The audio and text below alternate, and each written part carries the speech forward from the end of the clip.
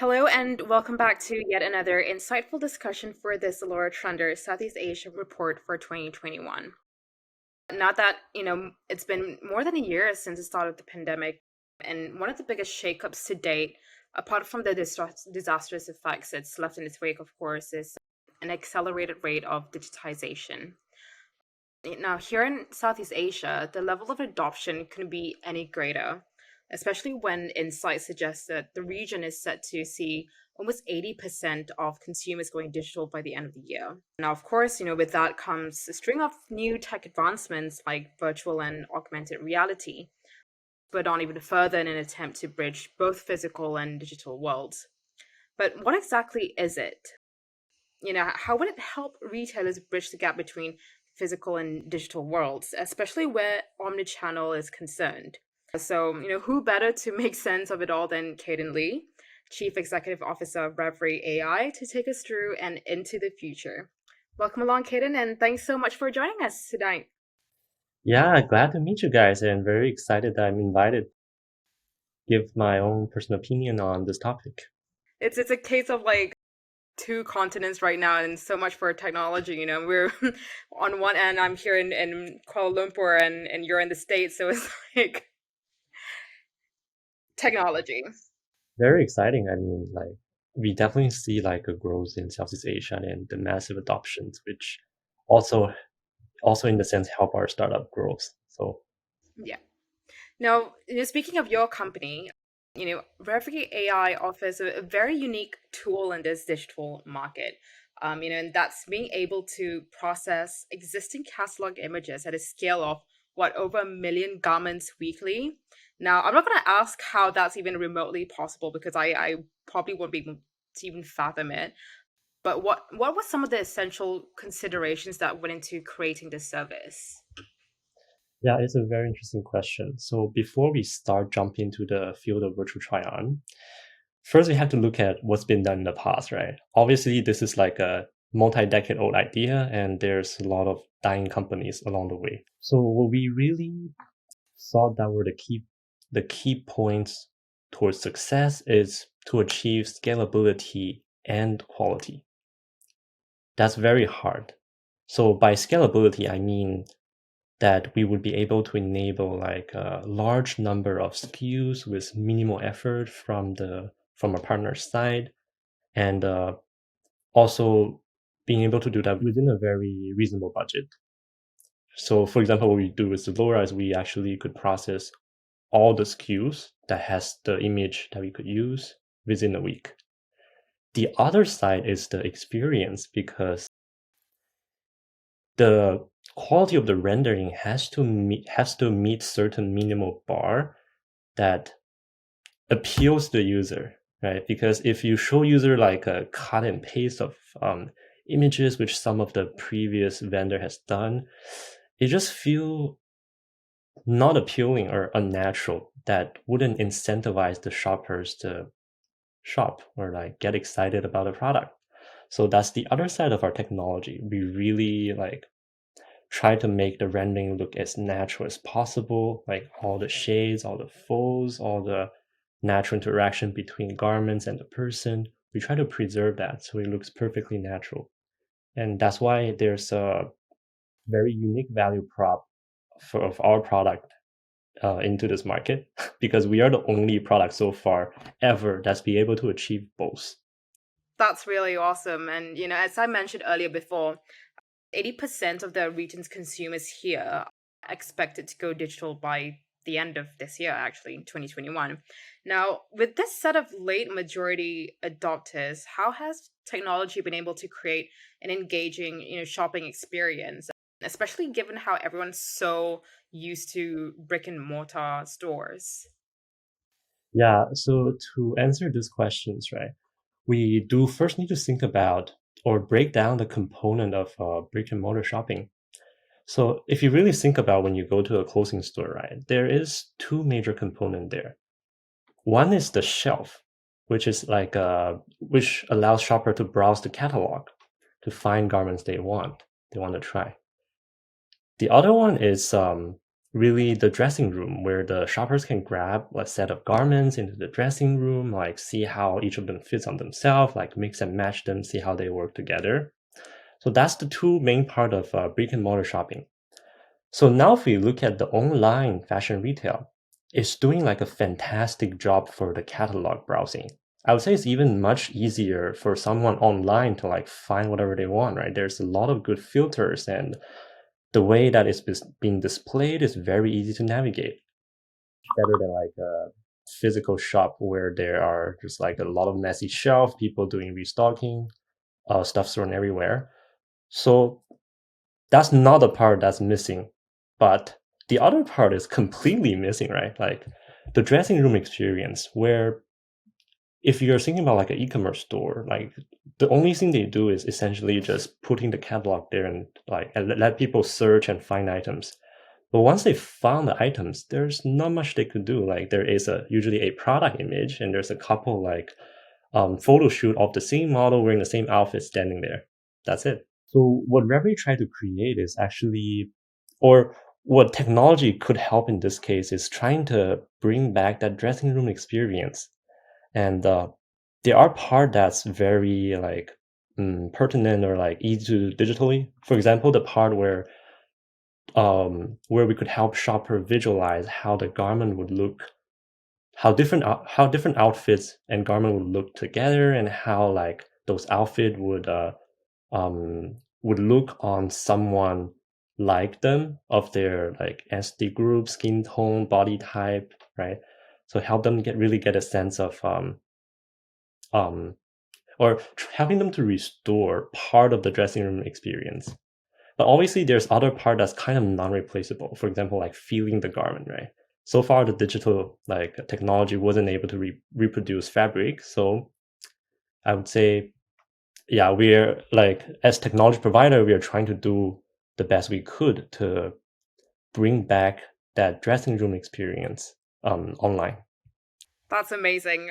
So let me get this straight. Okay, so if I were to go onto Zalora, for example, right, and I click on a button, like virtual dressing room, and this is for the benefit for everyone else that's listening, I guess, who's interested in this product offering, from your end, I'd be able to see a dress, for example, that's kind of with my skin tone, my kind of like body size. It's like a supermodel, by the way. No, I'm kidding. But kind of like that, and height, and I can see the folds. I can see how it kind of falls on my body shape. Is that what you're saying? Yeah, that's exactly the experience that we are delivering. So far, we actually so the only piece that we are still developing is the body type. And the reason being is kind of difficult to gain that kind of data on the market. Because if you look at all the retailers, right, everyone wants to be more inclusive. But if you count the one that actually offers like diverse body type model, there isn't that many. So we are actually working on enabling this diverse body type feature for our dressing room, which we think is a very like strong or like a gonna be a big change in the experience. But so far, even so far without a body type, there is already a lot that people could do that they could not have done like without the dressing room. So for example, like if someone has like a tan skin, right, and the model is on a lighter skin, they could actually see how does the color of garment match on their tan skin with a hairstyle that's similar to theirs, and also like see how different garment would fall in together, which is also something the shoppers has to imagine when they, especially the power shoppers where they have a lot of like item sitting in their wardrobe. They want to see where these items can be styled, which our dressing room could help them on this. Yeah, that's super amazing. Now going back to what you said about the cost of it, and with so many micro SMEs going online, pivoting online, my next question for you would be, how can these micro SMEs also get in on what you're offering? Do you need a big amount of investment to be able to you know offer such services to your consumers? Yeah, so I think we are taking a step-by-step approach where our first target customers were the mid to large retailers. And the reason being that they already have the user, they have the platform, they have the catalog where it would be easy for us to work with them quickly and show show the value. So one part is like really demonstrate what our technology can bring them. The other one is actually also exploring different use cases, because when we work with those larger companies, they usually have a tech team and they can afford to experiment with different interaction, which would be a great learning experience for both them and us. And I imagine like eventually we would, or not in that long, we might start offering a different kind of product for SMB, which it will be more self-served, and the type of interaction will be more pre-built rather than very customizable, rather than completely customizable like our B2B offering. So it's just a matter of time and strategy for us to get there. This is all super intriguing for me. So I'm just gonna come back to you on that, on what you just said, and I'm gonna dive into something else right now, but I'll keep a mental note of that. Now, with Southeast Asia, because no connection is the same. You get, I mean, even from where I'm from right now in Malaysia, in some areas you don't even get 3G. 3G doesn't even exist. So, therein lies the problem. The issue where how can all other consumers within the region also access such a technology, such advancements. I always assume that someone from Singapore would be able to easily access it, but perhaps it'd be different for someone living in rural villages in Indonesia, for example. What are your thoughts on that? Yeah, this is a very interesting, challenging question. Because I understand because things are changing very swiftly in Southeast Asia, right? Which means the adoption level for different population, for different region is very different, right? So for us, I think we are trying to make couple effort to help that. The first one is really we try to make our interaction easy. It's nothing crazy. You don't need like a very complicated app and a very good camera to make things work, right? You essentially can just come into the store. You can just you'll see like a bunch of garments. You'll see the model wearing the outfit that you picked, and if you just simply click on a garment, the model will start wearing that garment. So the interaction has been like as simple as straightforward as possible, which hopefully helps the people who are less experienced in the digital application to just easily understand how they can use our app. Comparing to most of the other virtual try-on like technology that we've seen before, that usually like require like people to upload their photo, fill in a bunch of profile, which makes the barrier of entry like much higher. So I think the other thing that Revery is helping is actually we understand like logistic is a very interesting and unique problem also in Southeast Asia because of the geography. Like delivery is not as easy. So using our technology, we really help people like first have access to like visualizations of a lot of garments and also make better choices before they make the purchase. So there's less chance that they need to like return the garment, which relieve like a huge burden from the retailers. And honestly, there's a lot more like small stuff that we are really trying to do to reduce the gap between or to kind of lower the barrier of entry is how I would describe it, such that people with minimal access or minimal experience with technology, they could also work with our or using our product. The other thing is like we really do not constrain on the platform. So our product is both offered as an API and as also both web and mobile web, and our API could also support mobile app. So essentially, we try to make it very like universal, that it actually now depends on our client. If they also have all the platforms, our product would definitely be able to go live in all of them, such that like it doesn't matter what kind of device the person has, like there is a very good chance they will get access to our service. Yeah, because there's so many people kind of, accessing online stores from like iPads, from phones, from desktops and, everything else in between.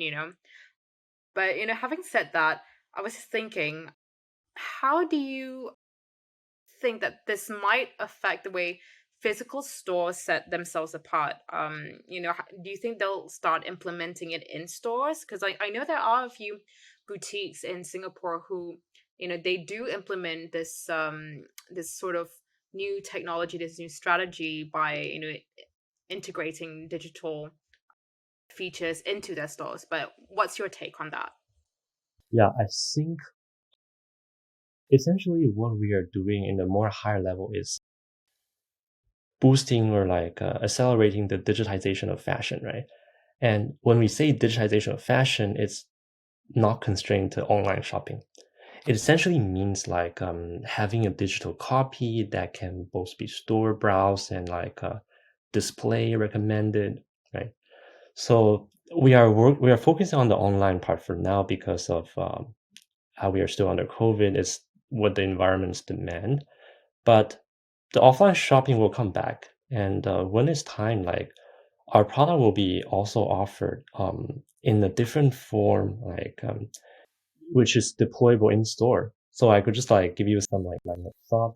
So imagine that if you have like a lot of your wardrobe and your digital profile with Revery, and when you want to shop offline, right? Like you'll get into the store and just pick up like an iPad where you'll just see your account and all the items you have, including all the items in the store. You can just like start trying out different stuff without having to like go into all the shelf and like grab stuff, and then it will be a much more like integrated experience, because you could also like get access to your digital closet. You can get like cool recommendations which helps you find the items you want, and you can bring the ones that you really want to try into the dressing room. It actually also saves the bandwidth of the dressing room, because usually like in a popular offline retail store, the dressing room, there's usually like a line there, and there will be a bunch of stolen garment which someone else will have to like restock them, clean them. Yeah, it's good for everyone essentially. And we are thinking about bringing this type of experience in store in the, I would say, near future.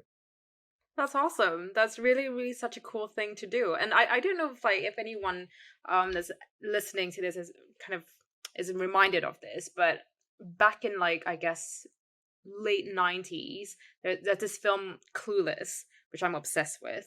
Um and Alicia Silverstone, she has this desktop software that kind of helps her to choose, mix and match the kind of outfits that she wants to wear for the day, and then it comes out from it's pre-selected, and then it comes out on a rail, on a conveyor belt and everything. And that's been like my biggest dream since I was a kid. When I first saw that film in the late 90s, that was it for me. That was sold.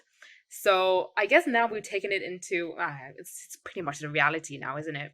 But we've taken it one step further, and I don't know if you've heard this, but there are brands like DressX and Tribute brand, that have integrated virtual clothing. It's a good thing for influencers, and perhaps for the sake of sustainability as well. But now my question is for you: do you think this is a fad, or does it have an opportunity to grow from a retail perspective? Yeah, that's a very, very interesting question. I've been also playing with DressX, trying to see like what type of technology they offer, right? So, or actually, if you really want to think about this, you can break it down into different types of try-ons, right? There is the image type where like you would upload an image of yourself, and then you get back like an image of yourself wearing the garment. So this is more relevant usually to social media. And the AR form is another one where you have a camera. You point to like maybe yourself or another person, and then you can see the garment like in real time superimposed on the person, which is quite exactly what DressX is doing.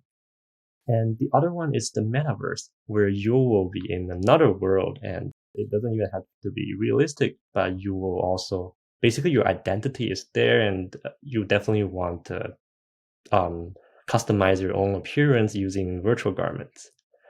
So if you compare like three of them, right?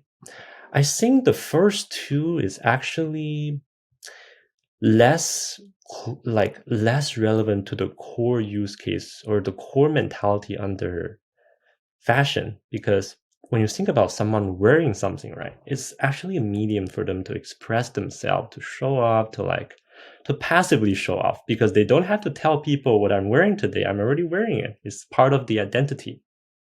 So that's why, like, when I think about the first two use cases, right, like posting on social media or like using your app to like add more fancy like decorations to oneself, they feel cool. Like it's fun to do that, right? But it's less natural, or it doesn't build into the core of fashion.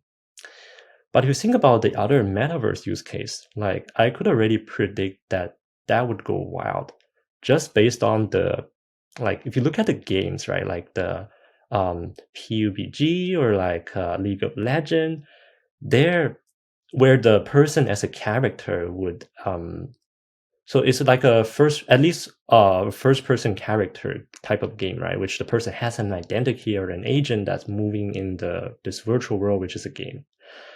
There are a ton of skin tone offering, and people would buy them. Like for example, my girlfriend, she really loves PUBG, and she has a ton of costume. And now when she play games, like it's not just about like shooting people in the game, is also about like unlocking new costume, playing with friends, right, and showing off the friends like what she's wearing today.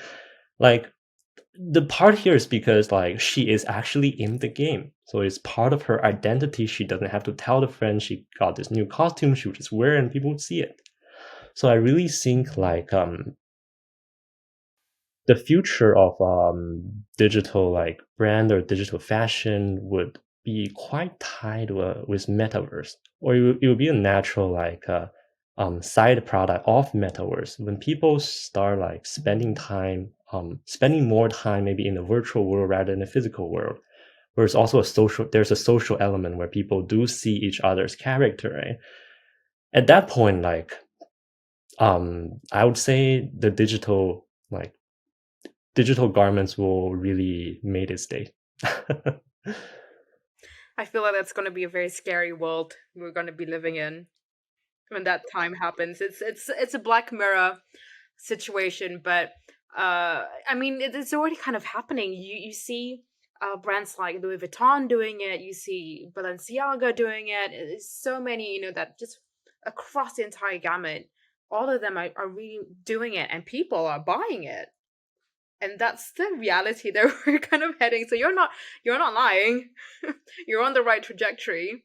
I'm just scared that we're on this trajectory. No, it's understandable because the landscape for metaverse is still very unclear. Everyone's watching, like including us. We don't want to make a push yet until we really understand where the landscape would look like in the near future. And yeah, there when you say those like especially those exclusive brand offering those digital assets, right? I think there's also another aspect that ties this with the crypto and NFT kind of world. The reason being, like when you buy something like unique, right, like a token, like an NFT, it's only it's only for people who understand that you understand the value that you can show off to, right? It's like a special collection that most of the people wouldn't understand. But if you tie it with fashion, Yeah, it's kind of like art, isn't it? yeah, then people can see it. That's much more like exciting for the people who actually own it to like show up to people, because that's like a yeah, it's a unique piece of design that's non-replicable. It's an if you know situation basically. It's like if you buy an Yves Klein painting, or a Gustav Klimt, and only maybe in the people in the art world would know that kind of situation. But it's bizarre to think that it's even kind of transcended fashion and technology. And for us to be heading that way, that says a lot about where fashion is heading right now. It's a great thing, but it's a scary reality that we're heading in. Now, before I digress, I feel like I'm digressing right here, but I just wanted to ask you, going back to conversion rates. Now, I'm assuming that this would certainly help, a lot of brands kind of convert all these awareness into S1, S2, and S3, and all that. What How do you see it from your perspective, from your experiences? Is it a huge compelling kind of push for consumers? Yeah, so I think there's two parts here. One, the first thing that comes in is the engagement. Like we are seeing amazing engagement for our dressing room. Like on a day-to-day base, 10 to 15% of people would come back. On a week-to-week base, it would be between 20 to 25. It's very amazing engagement and the retention rate, because that's not how people usually shop online. And that would manifest to conversion rate naturally, because people are spending more time trying more garments, right? There's a much good chance they can unlock something that they want to buy, and they would buy it sooner or later. So we do see up to like a 400% increase in conversion rate in different locales, among different locales. Obviously, some of them are higher than the other for reasons that might be hard to guess. It might lead to like the development, like the economic of different region, but we are seeing this increase, and it's kind of expected within the dressing room, because if people spend time there, right, like they're gonna do something. They're not um just gonna like play around with it. So actually, another interesting thing that we kind of bake into the design of our product, it's we don't work with customer photos. So one reason I already explained is for the accessibility, to like reduce the barrier of the adopting technology. There is this other one which we are trying to make it a seller's show, because um if you think about it, like when shoppers they browse and they try garments on different models, right?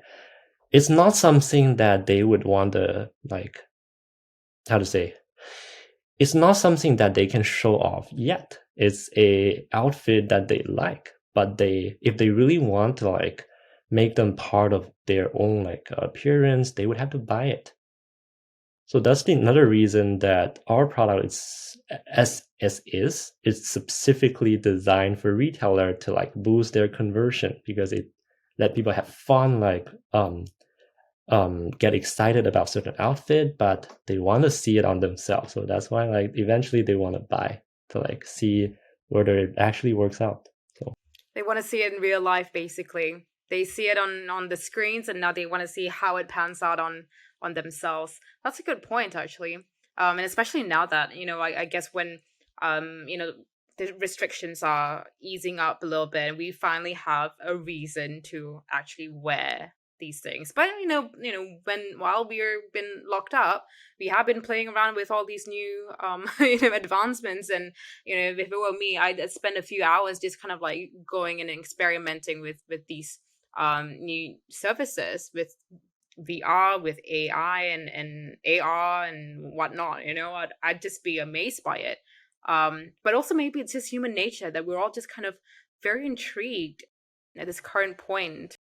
We've never had this before, so we're just constantly playing it on our phones or on our laptops and all of that. But okay, so that aside, do you see there's a specific demographic that's a little bit more keen? Do you see aunties and uncles? That's my question.